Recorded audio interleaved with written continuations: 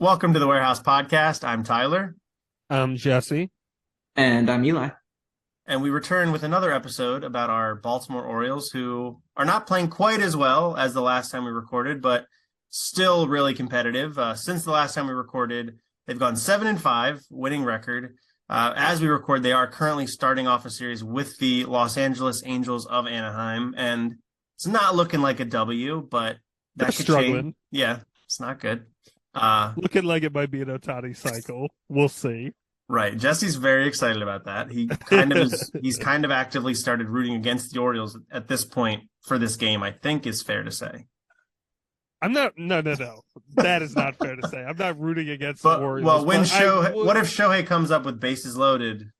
You want him to hit a double, right? That's a really tough one. Did we come back in the game, or are we still stuck at Well, four that's runs? you to answer. I don't know. If we come back, right. you would what would you do if it was tied or close? It was like a 2-run game. Then I'd have to say we got to get him out. But Okay. I don't know. Okay. Yeah. It's so tough because it's also history, and the Orioles will probably hopefully recover from one loss. So I would I hope don't know. so. I'm indecisive. Yeah. Okay. And if we can't recover from one loss, then we don't really deserve the playoffs anyway. Yeah. I mean, I would hope we'd be resilient enough to Oh, deal Cedric with. just hit a bomb. Yeah, Cedric Mullins is, which I mean, he's like our first topic. Do we just want to get Oh into my this? God. I think this quite is the segue. I gotta say, this is very reminiscent of the old days when we used to record. I feel like we have been recording, and normally the Orioles are not playing, so we wouldn't be Yeah. live commentating. And now we've either regressed or or found this really great Yeah. thing we used to do about just talking about a game as it's happening live. So I don't know. Depends on your perspective. Yeah, we definitely haven't gotten better, so maybe we have regressed. Right. Yeah, I mean, so our Orioles, they're good right now. They're still one of the best teams in the league. They took 2 out of 3 from the Rays this past week. The only series they've lost since we last chatted was in Atlanta, which, no shame in losing to the Braves. They're really good.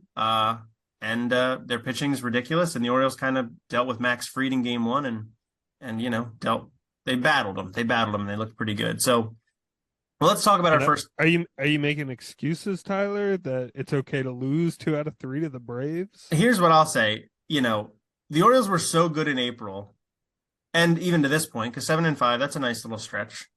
They can be kind of mediocre from here on out and still have a very good record at the end of the year.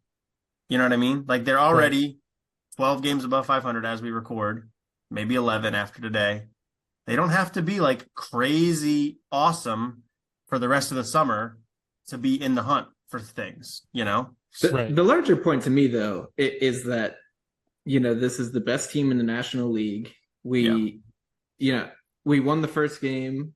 In the game that Spencer Strider pitched, we had a lead going into the 8th inning or whatever it was when Coulomb gave up the go-ahead home run.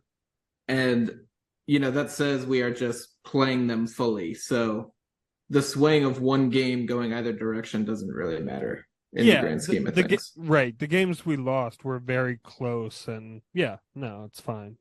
So that's why it's fun to lose 2 of 3. I will say, we did have a good approach against Fried. We did get a little lucky. There were a couple errors Fried had that kind of exacerbated the situations for him and that sort of thing. But anyway, overall, I'm happy. Yeah, I mean, hanging right with them. Then 2 out of 3 from Tampa, can't argue there.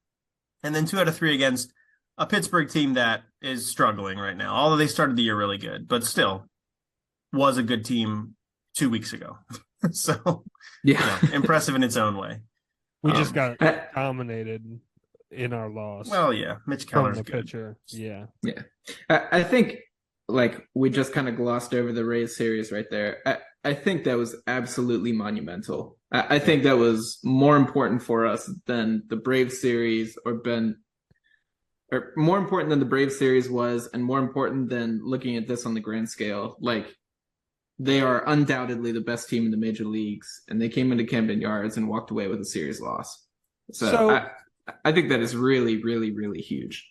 Can I just say, so I was hyped about Please. it. Of course, I was hyped about it when we beat them 2 out of 3. I mean, the Yankees just played the Rays over the weekend that took 2 out of 3 from them, so I was kind of it dampened my excitement a little bit, but maybe the Orioles weakened them, and that kind of thing. But Yeah, that's what it so was. but I, right. But yeah, I mean, I think you're right, Eli. I mean, it was as sort of as big a series as a series in May can be. And it was sort of a statement series for the Orioles. I don't think in 2 weeks anyone's really going to remember or care that much.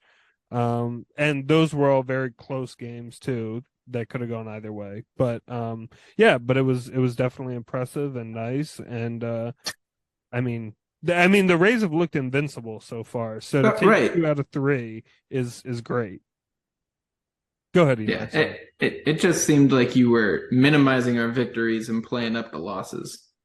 I think So Jesse I gets. don't know where you got that from, but okay. You get in your own head a little bit. I think you start a thought with like very positive, and then you ended it like, well, actually, we kind of suck. I don't know. right. Like, And it's like we're the second best record in the major leagues right now. Okay. I think also, look, I mean, I think as Oriole fans of the age that we are, all three of us, we're all very young people. Obviously, I don't know what I'm trying to say, but most of our lives, the Orioles have been very bad, except for that 2012 to 2016 stretch, which is minuscule in our entire lives. I think we're just like hardened to the Orioles being bad, and so you kind of naturally protect your your feelings against any positive vibes that could possibly Just emanate. constantly hedging your bets. Oh yeah, I mean, I know. I thinking back to like 2012, that whole season like felt fake the entire time. You're like, well, they're gonna collapse. They're gonna fall Right. apart. It just is gonna happen. And then they didn't. And then it was like, oh, in 2014, we're gonna win the division. Like, what are you talking about? So this, like being the second best team in baseball for a little while, that just it feels not real until I Yeah. guess it is. We're just not used to it. I So mean, listen to Yankee fans talk about like going like 87 and whatever, 79 Right. or whatever. That's like unacceptable to them. But to us, that'd be a dream most seasons. So I think that's I, part of it, at least for me. I have a couple quick reactions to that. Here we The go. first is I still remember, I think it was in 2005 when the Orioles got out to that Yes. great start. Lee Right. Mazzilli, yes. Yeah, and I remember listening to the Orioles game on the radio when we fell out of first place, and I remember how hard that was to go through and to experience. Yes. And the second thing, at risk of, seeming like I'm dampening the situation even more, but I do also want to point out, you know, being the second best team in the league record wise is great. I will say, if you look at our run differential, though, Right. we are a lot further down in the league than that. So we got to be fifth. Or I didn't count, but we got to be fifth or sixth or something. Just looking, because the Orioles are plus 30, Tampa's 120, Minnesota's plus 43, Texas is 97. Braves are 52 and the Dodgers are 56. So however many teams I just mentioned there, that's, I mean, but still, like, we're after that. okay, I mean, so yeah, top that's 6 or 7 in MLB. right. No, I mean, yeah, that's good. It's not second best good. But yeah, I mean, all you got to do is look at the expected wins and losses on MLB.com's like standings. It has the Orioles expected Right. wins and losses as 23 and 17. So, which is 3 games better than their actual record of 26 and 14. So that gives you like a barometer of like how good they actually are. And 3 games worse. 3 games worse. yeah, I'm sorry, 3 games worse. But yeah, that's got 2012 vibes a little bit. That team was not as good as their record indicated, but they had a really good bullpen. They won a lot of close games. This team's doing a lot of the same things, and I'm fine with that.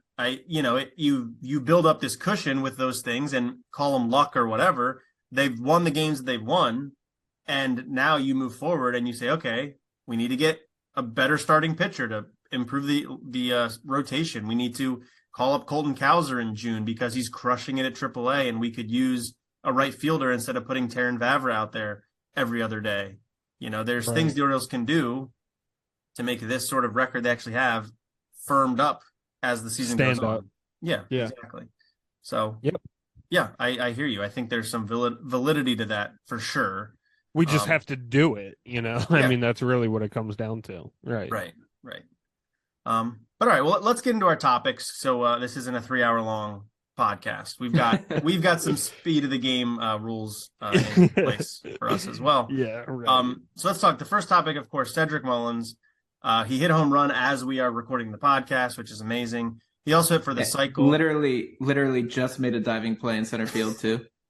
Yes, and he did that when he hit for the cycle too. He had a nice diving catch as well. But Cedric Mullins hits for the cycle against the Pirates, 7th Oriole to do so.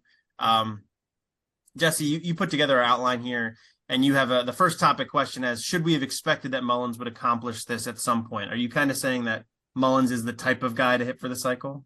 A Felix PA type skill set, if you will? I mean, I would say I would put him a little as a better player than Felix PA, even though I did like Felix PA a lot. But I mean, yeah, if you look at our roster, I mean, Cedric Mullins is the perfect candidate for a cycle situation. So, yeah, that's sort of what I was getting at. And he has some power. He has speed. He can hit a triple, no problem with that. And yeah. So that is sort of what I was getting at. Is it expected? Should we have foreseen this coming? Right. And sure. I think it makes sense to have. Yeah. Yeah. I mean, I think a cycle is a bit of not a freak happening, but it's. Yeah, there's an amount of randomness that you like. You can never foresee or expect somebody to hit for the cycle, but because a triple is kind of random. Like, right. I don't know. I mean, he's fast, and that helps hit a triple, but it's based on positioning of the outfield, and if the ball ricochets and confuses the right fielder or something like that, right? Yeah, I mean, but just in general, like being capable of hitting a triple and hitting a triple on the given night that you go ahead and you also do these other things is, I don't know, it's just so random that I don't think there's any predictability to it. Well, and hitting the home run to clinch the cycle is pretty cool. Right. That was very because cool. It's in his brain when he walks to the plate. Right. I need to go deep for this to happen, and he does. And I mean, that's pretty awesome. So ice in his veins there, which is pretty neat. Right. It's not like coming up and needing a single, right? Sure. Yeah. Go ahead, Nick. He's just interesting how much of his power comes from off-speed pitches on the outer third and kind of wrapping around them like that. I think that was a changeup down and away, and he just gets long and somehow comes around these, but still maintains a good plane and gets the barrel on it. Yeah, I mean, he's just the way he's playing in general. He's looking a lot like his 2021 stuff. Not quite to that level, but it's pretty close. He's hitting lefties again, which he didn't really do last year after doing it well in 2021. I don't know the specifics of what he's doing differently, but he just looks like that 2021 version. He looks like a leadoff hitter again, which last year, a lot of what he was doing didn't feel leadoff hitterish. So it's just, and I think he's leading the team in RBIs, out of the leadoff spot, which is wild. Right. Which some of that is because Mateo was so good early and he was hitting lower in the lineup, setting the table kind of for Mullins. But yeah, I mean, I think he's a top 5 center fielder, and it's sort of gone under the radar. But the Orioles have a luxury in Cedric Mullins that a lot of teams would kill to have. And he's under team control for a couple more years. I think 3 more seasons, or at least 2 more seasons. 3 more, yep. I mean, that's kind of amazing. And lines up perfectly with what the Orioles are trying to do here the next couple of years. And if you can say we've got an all-star center fielder at the top of our lineup for the next 3 years, that's a huge checkbox ticked that the Orioles don't even have to think about. And it's huge. I mean, he's playing great, and yeah, I'm excited about him. Yeah. So the other thing, I mean, couple things. So I would just question a little bit the under the radar thing. I mean, yes, kind of quietly he has having a very good season, but he was an all-star. He did play for the U.S. in the WBC, this offseason. So, I definitely think people are noticing him and are aware of his ability. Yeah. Yeah, I mean, I think, if you ask a fan to list off like the top center fielders in baseball, I don't know that Cedric Mullins comes Gets to the there. top of their mind. Right. I mean, He's I only know. had a couple good seasons, so he's still pretty early in his career. Well, I mean, But he's like 27 or 28 or something. Like he's right, but like prime or good major league seasons. Yeah. sure, sure. I just think he's an Oriole, which isn't going to get you at the top of a lot of people's minds. And he was really bad at the start of his career. And then, he felt like a guy after last year, felt like a guy that could have been sort of a one and done all-star type. And now he's following it up again and he feels like all-star level to me right now.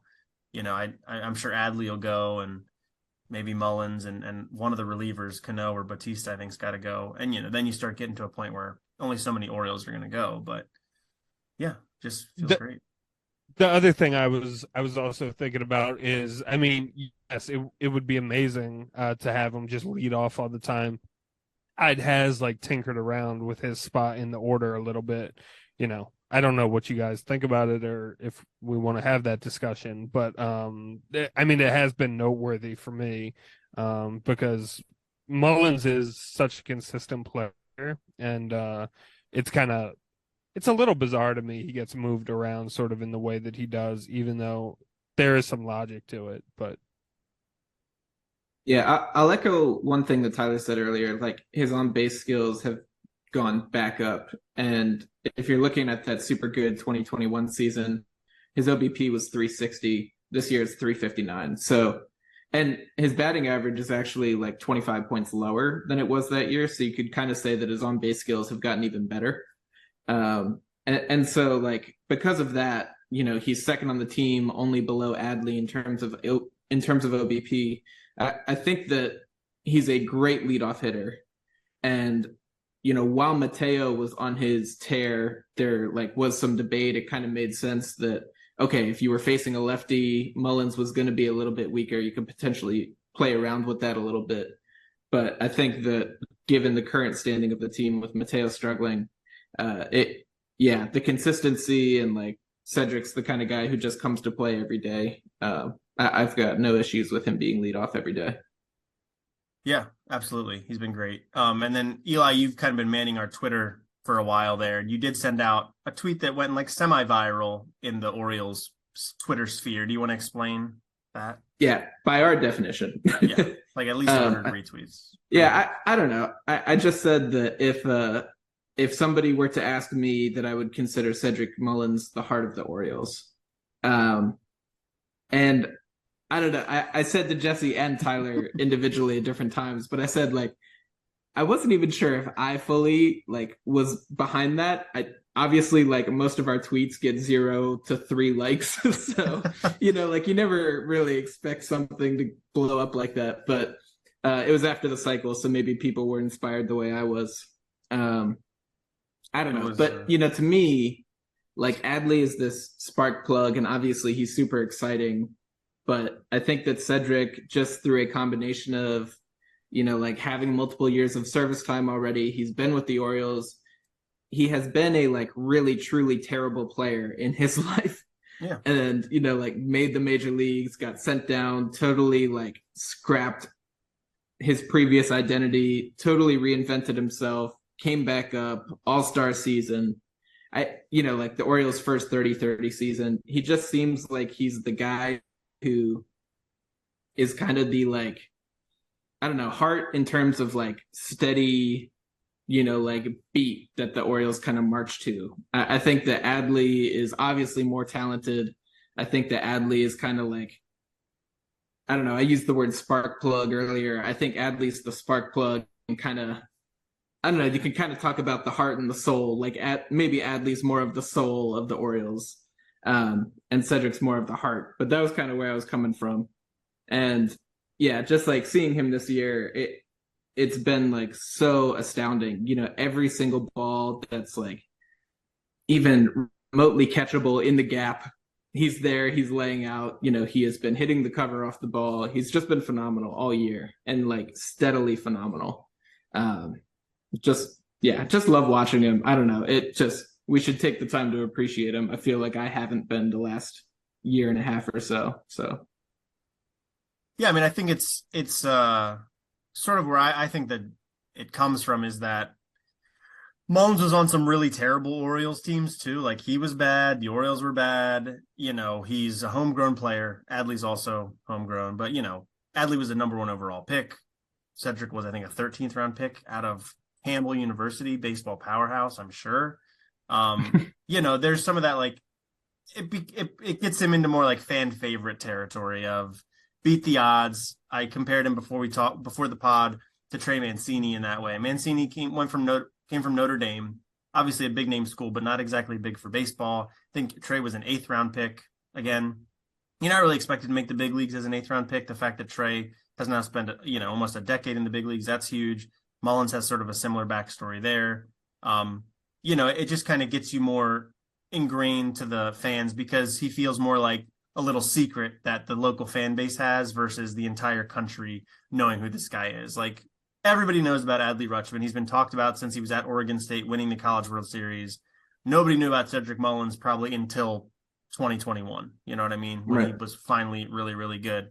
So I don't know that I agree that he's the heart of the Orioles, but I think, like, if you went around and polled like everybody in the stands at Camden Yards on like a Wednesday night, who's your favorite Oriole? Maybe Mullins gets more answers more than Adley Rutschman does. And I don't know if that makes him the heart or not, but maybe just sort of a fan favorite type of thing. I don't know. I don't know that I agree with that, what I just said either, but Jesse, what's your take? Yeah, I mean, I think it's kind of difficult. We have to remember a little bit. I mean, granted, when Adley was in the minors, we'd been waiting for him to come up, right?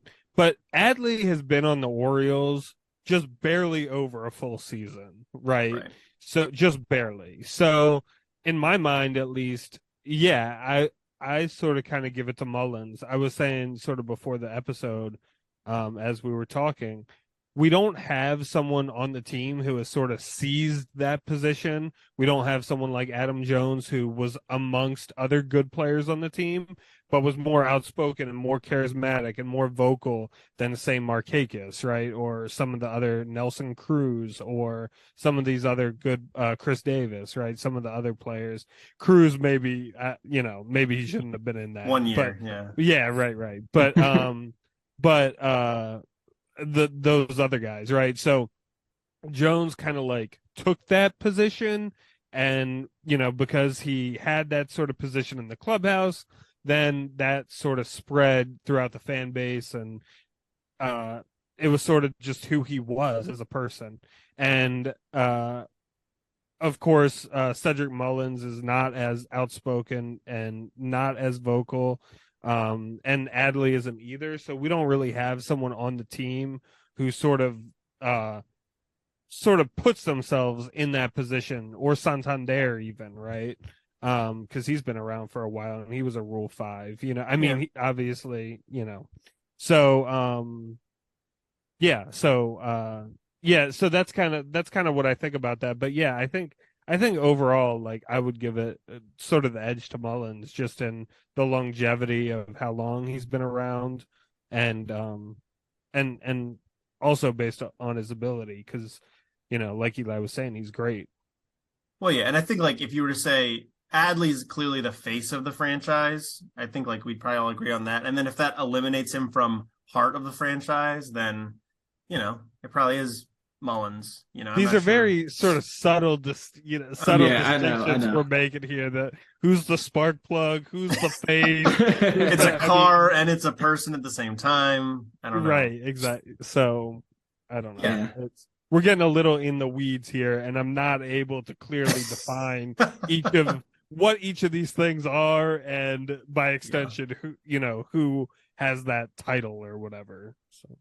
Fair enough. But it was made for fun discussion online, and, that's kind of what Twitter is good for, is having conversations. Not always the deepest conversations, so maybe this is a good one to have over there. So go take a look at the tweet, get involved, give us your thoughts there. We'd love to keep chatting about it. But one thing that I do know is that Tyler Wells currently is the Orioles' best pitcher. I wrote on a Camden chat thing the other day in a series preview. I said he looks like the best pitcher on the Orioles, and some commenter did not appreciate that I said looks like instead of is. So if you listen to this podcast, you probably don't, because I guess you don't like my writing. So why would you listen to me talk about the Orioles? But he currently is the Orioles' best pitcher.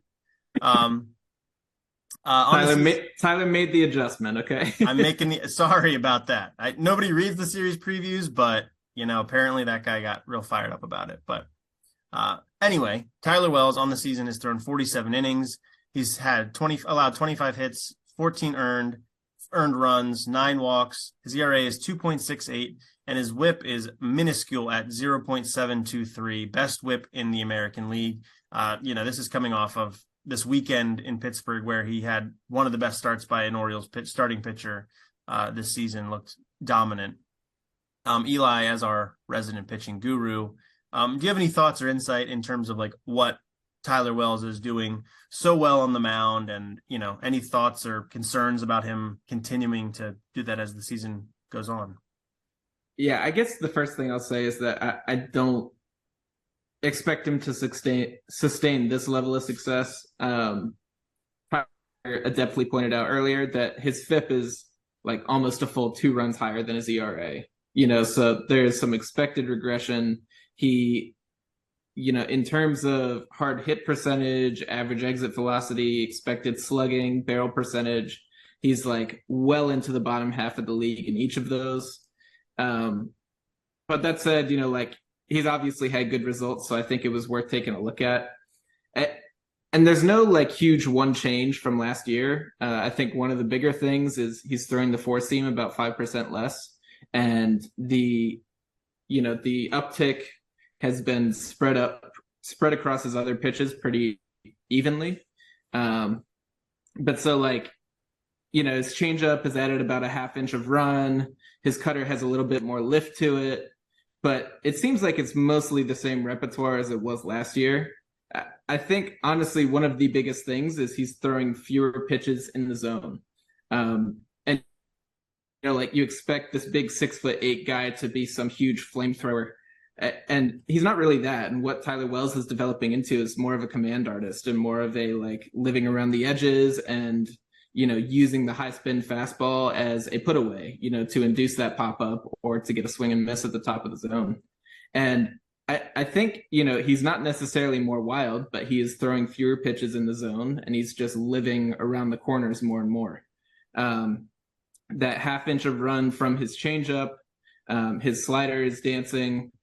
And I think that he's just utilizing the side-to-side aspects of his repertoire more and more this year. So I thought it was interesting. I really don't think there's any one thing that he's doing phenomenally better than last year. But as somebody who has been giving up some hard contact, like I just talked about, living on the edges of the zone is exactly what you need to do. And clearly he's been doing that. And sort of the impressive thing about it is he's been able to do that while simultaneously maintaining a super, super low walk rate. Walk rate currently at, I lost it, 1.7 per 9. So, yeah. Not walking guys, but simultaneously staying out of the heart of the zone and avoiding any hard damage. That's all you can ask for from a starting pitcher. Yeah, I mean, it's interesting. He's kind of recently, I feel like in the last month, he started upticking strikeouts. He's starting to strike guys out a little bit more often than he was. He was very contact oriented all last year as a starter. Wasn't really getting a ton of strikeouts. He started getting more strikeouts this year.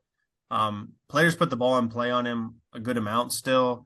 And that's kind of where the worry for me is. I think his batting average on balls in play is under 200. And, in some instances that is a skill. I remember Richard Blyer had a really low BABIP against, but he was kind of a funky guy. That's how he worked, was just getting weak contact. Tyler Wells is a little bit different pitcher than that. And you would expect his BABIP to be closer to average. And if it does get closer to average, which is usually right around 300, then he's going to have some issues. But yeah, for now he's surviving and thriving. Jess, you brought up to us before the podcast that you've got some concerns about his inning amount that he's got, or his inning total so far. Do you kind of want to elaborate on that concern? Sure. Yeah, I mean, so he's already at 47 innings pitched for this season, and his max innings pitched in a regular season ever was 103, and he threw that last year. And normally, sort of with younger pitchers, at least the stat I've heard, maybe it's adjusted over time or whatever, but is that pitchers, you don't want to have a guy throw 20% more innings than they did the year before. So we're in the middle of May, and he's already thrown half of what he did last year. So especially with the injury concerns he's had in the past, the innings and making sure that he is healthy. I'm not going to say he's a fragile pitcher, but in terms of durability, he hasn't shown us that, he could throw 150 or 200 innings in a season. So I do worry about that because I was going to say Hayes, but Hyde has been sort of not sort of regulating his innings to the same extent that he is with someone like Grayson. So it'll be kind of interesting to see how he gets utilized moving forward. And especially if we are sort of in a playoff chase, I mean, this is going to be even more essential to start finding ways to give him more rest throughout the season so that we have him at the end of the year so that we can throw him whatever it is in game 2 and game 3 in the playoffs. And kind of taking a long-term view of it, I'm a little anxious about how we're going to keep him healthy and keep him effective throughout the course of the season. And if we are in the playoffs, Yeah, I mean, I think it's a legitimate concern. He'd had injury concerns before the Orioles got him in the Rule 5. That was partially injuries. I think he had Tommy John, and then COVID happened, and that delayed stuff further. And, that was a perfect storm to actually make him available when the Orioles took him from the Twins a couple of years ago. And then, yeah, Jesse, last year he had oblique stuff, which then it sounds like he came back and was maybe compensating, and that led to shoulder stuff, and that just ended his season a little bit early. So, yeah, I mean, I think that's a totally fair criticism. I know there were stories before the season about his offseason preparation, like he was ready to rock and roll, all that stuff. I feel like those come out every year about every pitcher that ended the season hurt. So I don't know how much stock to put into that. I mean, what I will say is he does look good this year. He is the most consistent of the Orioles pitchers. I feel like every time he pitches, like Tyler is probably going to go like 6 innings and be pretty solid. But we saw last year he had a nice first half and then started having the oblique stuff. Things started falling apart a little bit for him. So yeah, I mean, I'm definitely worried about it as well. I think he'll be fine through the All-Star break, and then things are going to start to get a little fuzzy there. I don't know what they do. I don't know how you maybe skip him every once in a while. We saw him bring Drew Rom up last week. He didn't pitch, but maybe he kind of comes into the rotation occasionally. Bruce Zimmerman, I think, has had a pretty decent season down in Norfolk. You give him a start every now and then. Cole Irvin is still lurking around. That's DL what Hall. DL Hall, yeah. So, I mean, the Orioles have bodies, like quality major league type arms that maybe you don't want them in there every 5th day, but maybe once every few weeks you get one of those guys in there. But I don't know, Eli, what do you think? Yeah, I think that's kind of how it has to shake out. I think looking at Wells and looking at Grayson Rodriguez, both of them are going to need to miss starts. Grayson maybe for some other reasons after the 7 runs he gave up in under 4 innings tonight. But I think that, for the record, I feel the need to give this disclaimer. I do not think Grayson should be sent down right now. I don't want anybody jumping on us if they hear this podcast. I don't think Grayson should be sent down. But Grayson's going to be on the innings limit. Wells definitely should have one. We shouldn't let him throw 150 innings this year. I think that everything is going to shake out in the way of potentially we add another arm at the deadline, because as we have talked about, we've got a logjam at AA and AAA of high-end talent that needs somewhere to go. So I think we add another arm, and I think that we've got all the names we just mentioned. I guess we've got 4 lefty starters at AAA right now that are all pretty much, somebody who can step in and fill in a major league rotation for 1 week or 2 weeks, ready to go right now. So I think that, and especially like Irvin, Tyler was saying he's not striking people out, but he is throwing, like low run ball at Norfolk. So, theoretically he could step in and hopefully he's figured some stuff out while he's down there. But we'll need to, I think the Norfolk to Baltimore shuttle is going to be active this summer. Yeah, it's. That's hopefully part of the thinking from Mike Elias in the front office in terms of constructing the 40-man is knowing that they pretty much have Kyle Gibson and nobody else that has really thrown a bunch of innings in their career. So kind of to shuttle some things in. John Means will be back in July is the expectation. That's true. We didn't even mention that. He should be up to speed once he's ready to pitch. I expect he's going to be like a 5-6 inning dude every time out, but that they're being a little bit flexible on that timeline. They're saying July, but they're not saying early July, late July, anything. So who knows there. And quickly on Cole Irvin, he's thrown 31 innings for Norfolk this year, struck out 17. His ERA is 3.19, and he's only walked 4 guys in those 31, which walks weren't a concern before the Orioles got him. He walked a bunch of guys, so that's good. But 17 strikeouts in 31 innings worries me. Striking out less than 5 per 9 innings at AAA. It's not great. Not great. We'll see. But kudos to Tyler Wells for being good. Hopefully you stay good. Let's keep on talking pitching. Dean Kremer. We talked about him last podcast, so we're not going to talk about him too long here, but he did have 2 nice outings, or at least some of us think they were nice outings against Atlanta and Tampa. Only allowed 1 earned run over 12 total innings in those 2 starts. But you two, the brothers Ginsburg, have what you both think are hot takes. Does either one of you want to offer it up first? Go ahead. I'm happy to go first. Yeah. Okay, Eli's going to go first. I don't know. My hot take is that the results were good, but like a lot of the underlying stuff about those starts were not that great. He still threw a lot of pitches in the hardwood plate against the Braves. 10 of 19 balls that were put in play were hit hard, and that's per the StatCast definition, over 95 miles an hour. He gave up balls hit at 108, 112, 104, 106. Against the Rays, 12 of the 17 balls put in play were hit hard. 2 balls at 102, 105, 109. Like, he's giving up loud contact. And he only struck out 3 guys against the Braves, 4 guys against Tampa. He didn't go out there and strike out 12 people and not induce any soft contact, or you know what I'm saying. I don't know. It just they weren't dominating in any way. And of course you can't really expect that against 2 of the best lineups in the bigs, but if we're going to take a look at these as some serious steps forward, about half of his pitches were outside the zone. The spray chart, he still threw plenty of pitches right down the middle of the plate. The cutters were, still not living on the edges where we want them to be. I think a lot of the problems that we talked about last time were very much still present in these starts. And, it can be something as simple as like we talked about last time, Dean Kremer gets a lot of movement on every pitch that he throws. He really does have a good repertoire.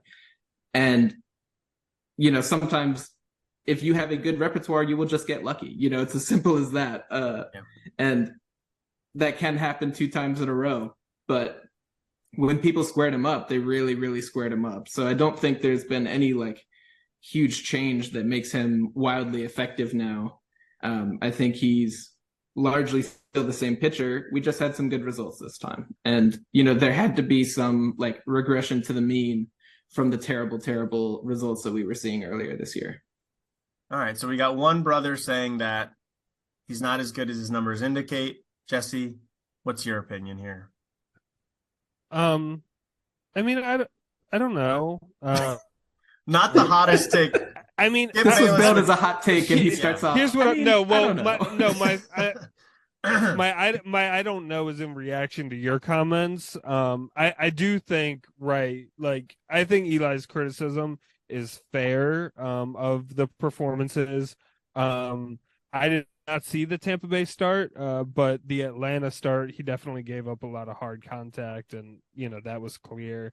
And the stat line could have looked very differently if a couple long fly balls that were hit against him were hit, 15 feet to the left or right or whatever of where they were. So I'm sympathetic to some of what you're saying, Eli. But with that said, I mean when we talked last time, one of the big concerns I highlighted was the hit, him getting hit and him getting hit a lot, and he did limit the actual number of hits in each of his starts, in each of his last two starts. So I am, that is good, or it's something at least. This is not a hot take. Okay. So here's the hot take. The hot take, I kind of think, and I've kind of had this suspicion for a while, and granted, it is not based on much, but I do have the feeling that Dean Kremer is a big game pitcher. Mm-hmm. I don't know. I feel like, first of all, he's very intense and he's very serious when he's on the mound all the time. I remember a long time ago, you, Tyler, talking about Steve Pierce on our team, and you saying like he looked like he wanted to kill somebody. Oh yeah, Steve Pierce has something wrong with him, I think. Right. So not in a bad way, but yeah. Right. Kremer isn't quite at that level, but like I couldn't imagine Dean Kremer laughing at a joke, for instance, while when he's starting. pitching. Yeah, exactly, when he's pitching, right? So of course on the bench you see him all the time cracking up. Yeah, exactly. So but when he's pitching, I could not see. So I don't know. I just kind of get the feeling like this is sort of a guy who gets amped up for big games. This isn't based on just these two starts. This is also based on, some games in the past that he's pitched. Like the Astros start last year. Yeah. Right. Exactly. Right. Exactly. Yeah. Exactly. And Team Israel. Granted, against Nicaragua, put a little asterisk next to that, but yeah, Nicaragua for the anyway. But yeah, I do kind of have this vibe from him that he's a big game pitcher, and I would like to see my theory tested when we get to the playoffs. Oof, yeah, we're a long way away, and I'm not so sure he's in the rotation in the playoff series. We'll see. That's what I was going to say. If this team is in the playoffs and we haven't invested in the rotation to the point where we can get three pitchers better than him, then I think we're in trouble. Yeah. I think like in my brain right now, obviously Grayson has tarnished this tonight, but like if I think about end of the season, everybody's healthy, no trades have been made, unfortunately. The current, I would say Gibson, Means, Rodriguez, and Wells are like the four. That I need another pitcher, and like, you know what I mean? Like, I feel like that is missing a guy, like a big guy. Yeah. But that right now feels like the four. Yeah, maybe I'm biased because of Grayson's night tonight, but I think even before that, I think I would have Bradish over Grayson. Yeah, I can see that. Bradish has been trending in the right direction as well. He wasn't great in Atlanta, but his stuff looks a little bit better right now. Right. I get the urge to have Grayson there. Sure. I think from what we've seen, I would put Kremer above both of them, but that's me. Well, I could see Grayson being a really good like bullpen weapon in the playoffs too. Exactly. So yeah, for sure, absolutely. There's that element, but yeah, Dean keep pitching well. The peripheral numbers are a little worrying, but his peripherals last year weren't great, and the outcomes were good, so we could see a repeat there. So we'll see. Last kind of big topic we wanted to hit on was something that is sort of been bubbling on social media. People mention it every Sunday, especially, is that Adley Rutschman is playing every game. Cedric Mullins is playing every game. Ryan Mountcastle is playing every game. They don't start every game, but typically Brandon Hyde likes to empty out his bench like every single night unless it's a blowout. And the Orioles just haven't been involved in a lot of blowouts this year. Now they're only down 4 runs tonight. Maybe that doesn't qualify as a blowout, but just kind of it's interesting, especially at the catcher position. They're just kind of not giving Adley a breather. He's DHing sometimes. He hasn't played any first base yet, where I think they talked about that in the offseason a little bit, that he might play some first base. But he's DHing. When he does start on the bench, he usually comes in as a pinch hitter. Sometimes comes in as a pincher in like the 7th and then does have to catch. It's just kind of odd treatment of a catcher. Mullins and Mountcastle, you can understand a little bit more, but they are also crucial players that you'd love to see have a day off now and then. Jesse, do you have any sort of like thoughts on how Brandon Hyde is, maybe not necessarily Brandon Hyde, but the Orioles in general are sort of using these players and kind of not really giving them full days off yet this year? Yeah. Well, I mean, I guess my big serious question is why, right? I mean, for one, like I don't know, part of it just feels like a contradiction, right? Because the Orioles are sort of treating it as if they're in a playoff hunt that they need but then they don't do anything in the off season, right, to make the team substantially better and treat it as if we're contending for the playoffs, right? So I'm concerned about it. I mean, I remember complaining last year about Mullins not just having a day off entirely, right? And I think that is important because baseball is such a mental game, not just a physical game, that when a player has to come to the ballpark and potentially anticipate going and playing in a game, that is a big difference than coming to the ballpark and knowing you're just going to be on the bench that day, right? The mental preparation that goes into each of those two scenarios, even if you are not starting, but if you know there's a possibility that you will come into the game, right? That changes the entire preparation and really diminishes the extent, quote unquote, right, of the off day that you're actually having and that you're actually experiencing. And the off day is only significant in to the extent that the player actually experiences it and feels it as an off day, right? So it is bothersome because first of all, I mean this is Adley's first full season on the Orioles, right? They're clearly concerned about not catching him too much, right? That's why he's DHing so frequently. It's not, he's not catching Monday through Saturday and then McCann is taking over Sunday, right? Day game after a night game, right? So they're clearly demonstrating caution with that. But right, I want him to have like the mental breaks as well as just physical breaks, right? And as far as Mullins in the outfield, I mean, it's sort of the same situation, right? He played so much last year, right? I mean, the guys need days off, right? And I think it's important to give players days off where they know there's a 0% chance they're going to come into the game. And the Orioles are not doing that at all. And you could say, well, I mean, how much does one at bat in the 9th inning, like Adley had in the game yesterday against Pittsburgh, how much is that really affecting him and stuff like that? But right, if you know that you're available and you know that, well, it could be the 7th, it could be the 8th, you're going to have your pregame routine sort of go the same sort of way. If you knew you were sitting the whole day, maybe you would just do some light jogging, do some light tossing, or something like that. But you sort of have to, if you might come into the game, you have to prepare sort of as if you will come into the game, right? So that's sort of where my questions about this really are.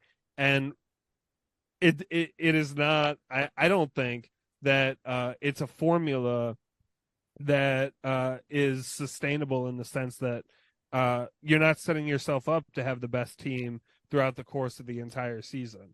I understand that not having Adley hit in that game yesterday, down 4 runs with 2 on and 2 outs. I understand how not having him hit could severely, reduce your chances of winning that game. That's clear to me, right? I mean, it severely reduced our chances by not starting him, Right. even DH, right?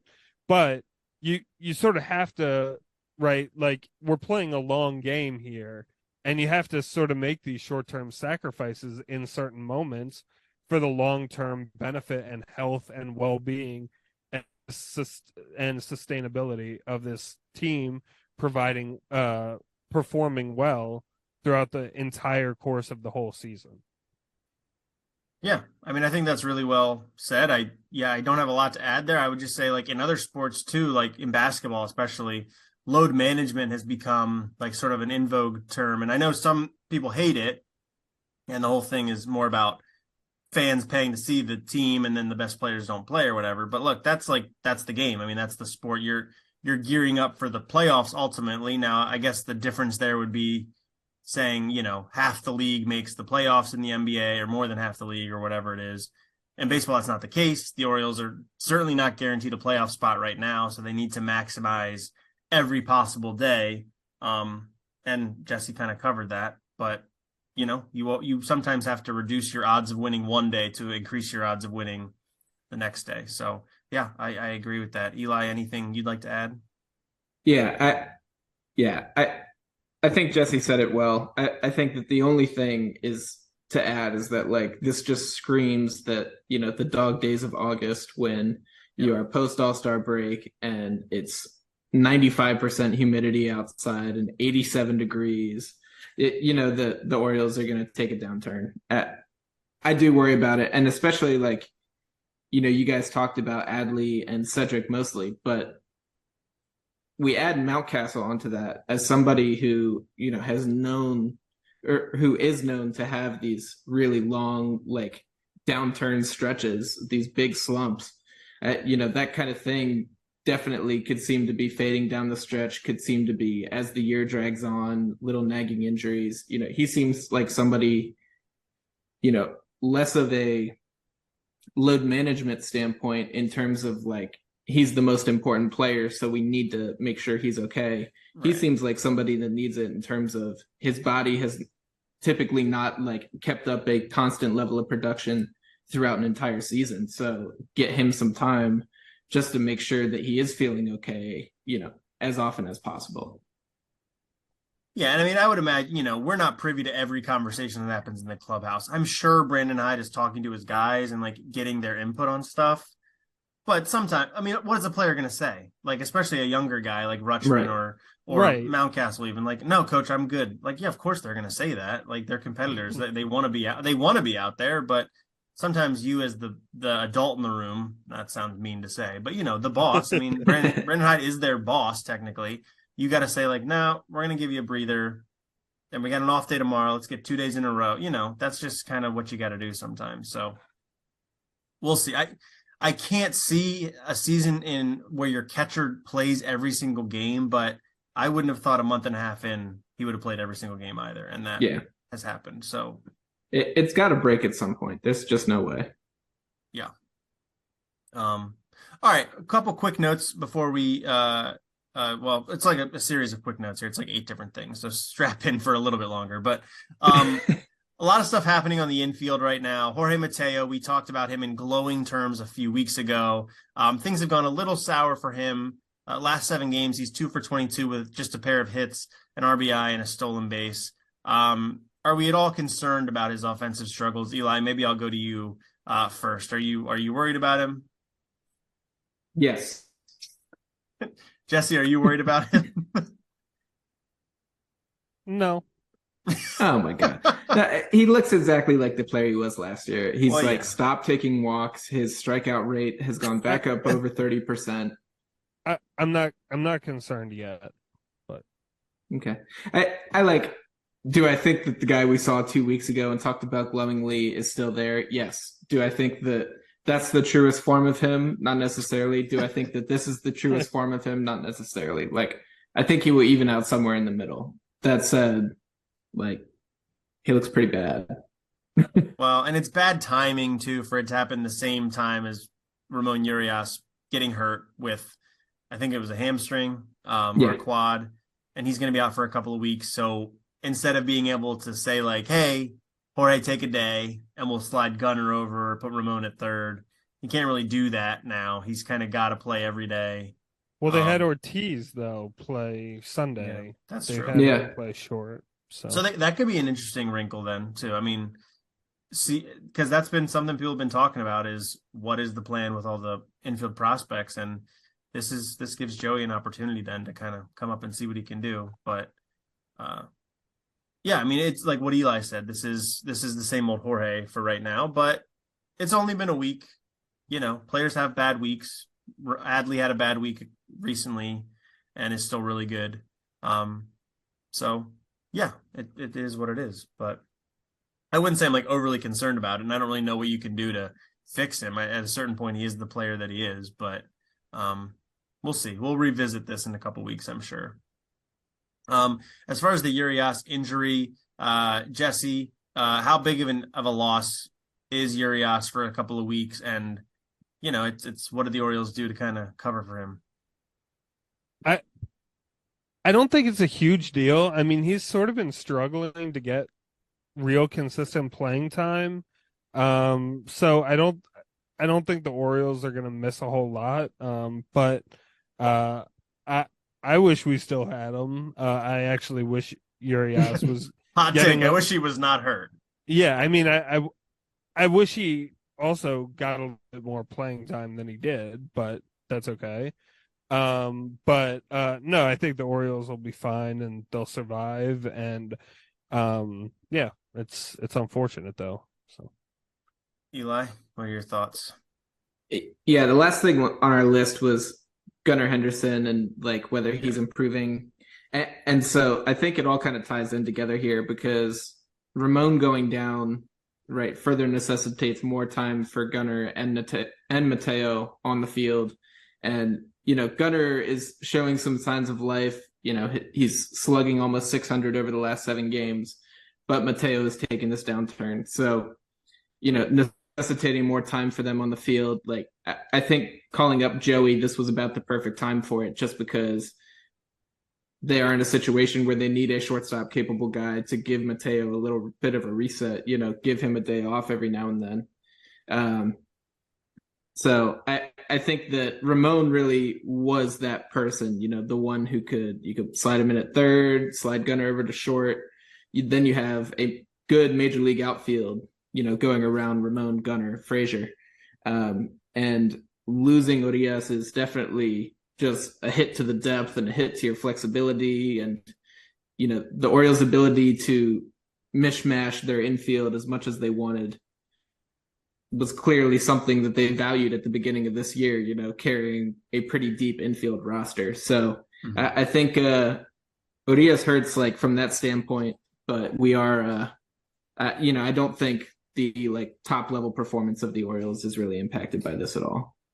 No, yeah, it's just he definitely does like lengthen the lineup. I feel like when you have the lineup and he's hitting like sixth or seventh, you're like, oh, like that's a pretty good like major league lineup, like a 270 guy batting down there, has like 15 home run power type of dude. Like that just makes the lineup feel a lot more dangerous. And I think eventually once Gunnar is going and is living up to his potential, that won't be as big of a concern because that'll make the lineup feel deeper. But Gunnar is getting better. His at bats are always competitive, but we're still waiting for the hits to come. And, you know, the hits will be loud when they do come, but we're still waiting for that. So I think for this 2 weeks, it's going to be, you know, I think the offense is going to be impacted a little bit.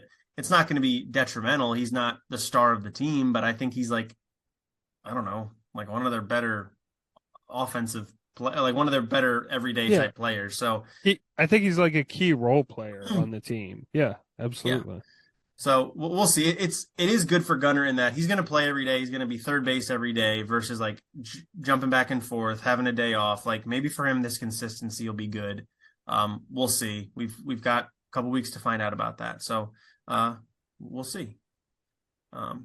Other notes, it sounds like Michael Givens and Dylan Tate are expected back sometime soon. They've both been on pretty extended rehab stints here.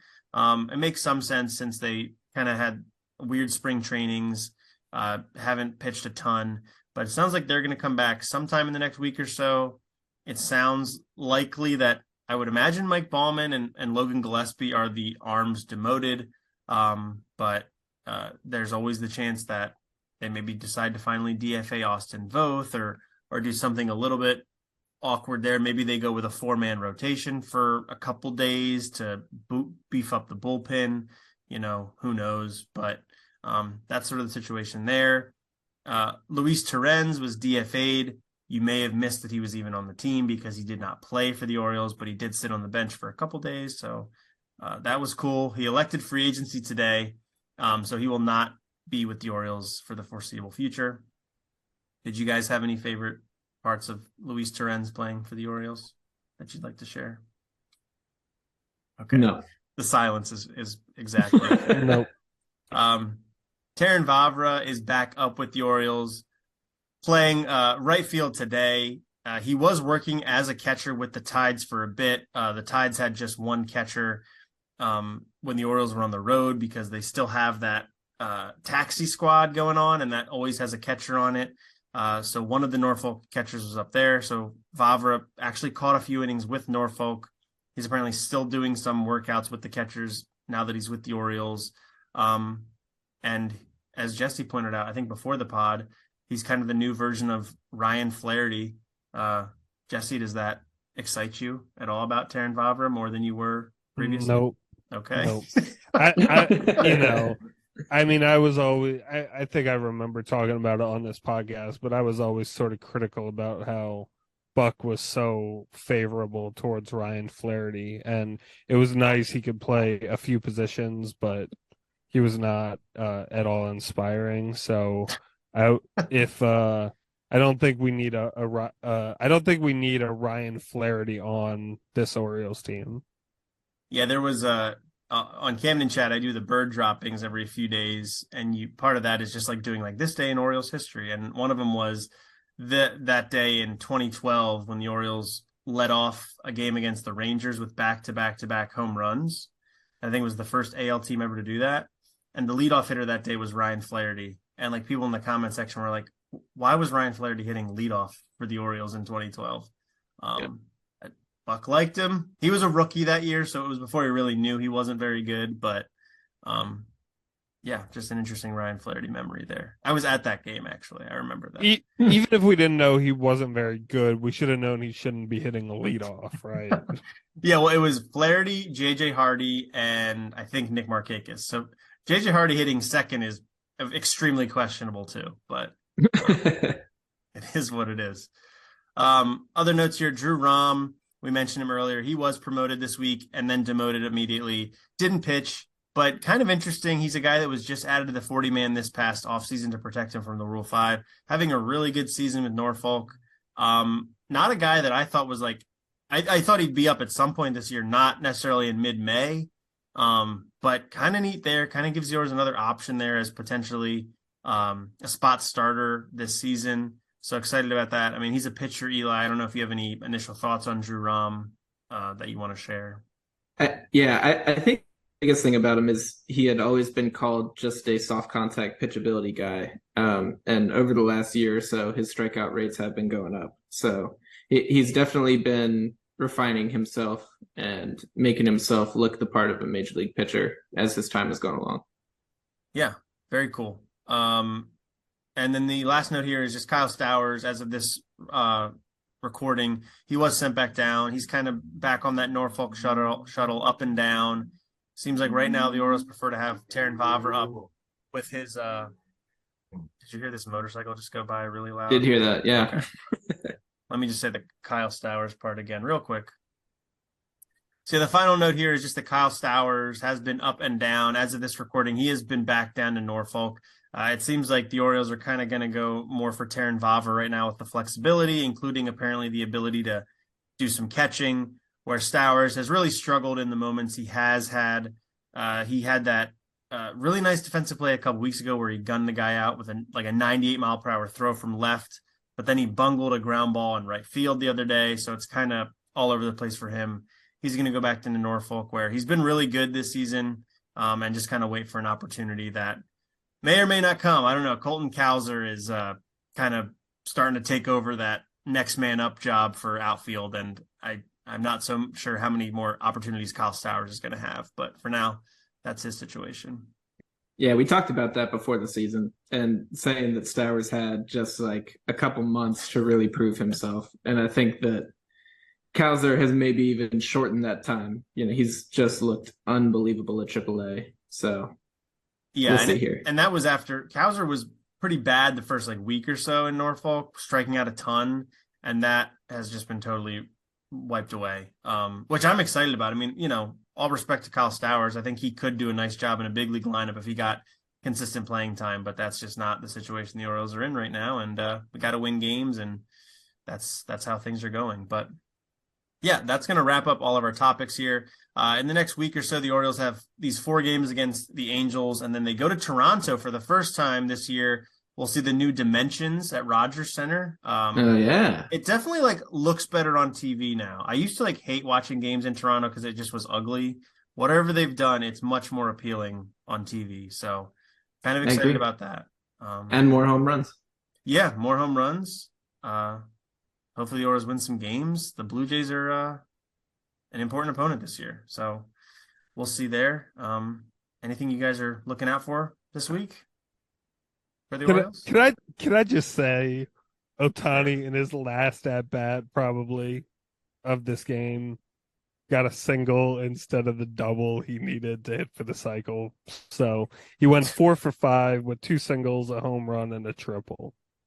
So I will also say I did see a tweet during this podcast that he was the first pitcher in AL/NL history to have a single, triple, home run, and walk also.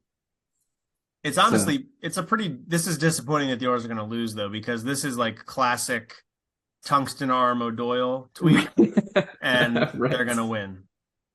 Yeah, they are going to win. So that's a bummer. Yeah, it's so amazing. You just every day, if you are in the baseball Twitterverse, there is a new Shohei Ohtani is the first person to do this since 1904. There's one of these every single day. The guy's insane. He hit the ball 456 feet today, 114 miles an hour.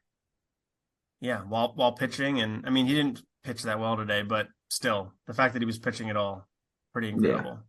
Yeah. We were talking about before the podcast how we need to set up a GoFundMe and to have the Orioles sign him in the off season, but yeah. I don't think that would happen. There's. I would shed tears.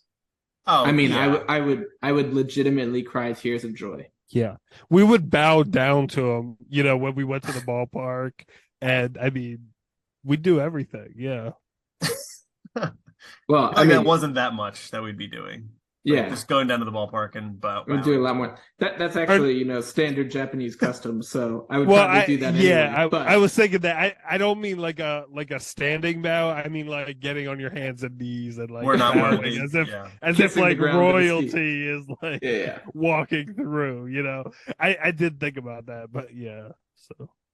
Well, maybe we'll be talking about that this offseason. He's gonna there's gonna be one rumor out there that's gonna be the Orioles are kicking the tires on Shohei Ohtani. Yeah, right. All 30 teams in the league are gonna kick the tires, Yeah.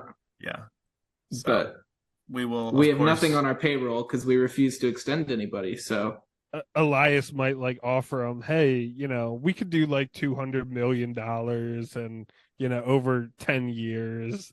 If you want to do that, you can come play for us. I don't know. Yeah, Fangraphs did do something about contract extensions these past couple weeks, and they mentioned Adley Rutschman, and they said a reasonable extension for him would be 6 years, $141 million. That includes buying out arbitration, so it would really only be 2 years of free agency. Right.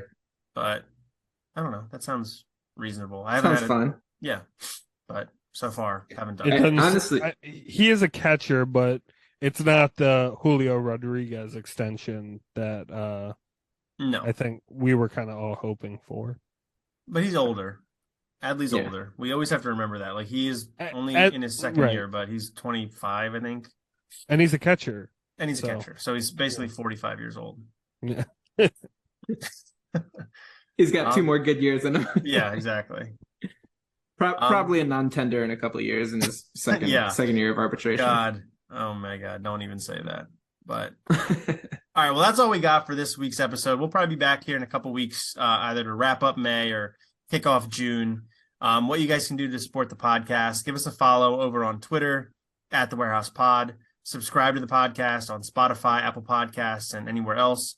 Just look for us. We'll pop up there. There's also a podcast like literally about like managing a warehouse. So like that's not us. We're the baseball one. So just make sure you click on the right one. And then you can also go to thewarehousepod.substack.com and give us your email address there. And we'll just send you the podcast once a week to your inbox if you'd prefer to do it that way. So all kinds of ways to connect with us. I think that's all we've got, guys. Anything to add before we get on out of here? No. All set. Never do. Yeah. You ask every time. I know. Well, I want to leave room for Jesse to say something insane in the last 2 seconds. I definitely appreciate it, Tyler, because Anytime. sometimes I do think I take that time. So, but I'm good for tonight. All right, very good. Well, thank you all for listening as always. Until next time, this has been the Warehouse Podcast. I'm Tyler. I'm Jesse. And I'm Eli.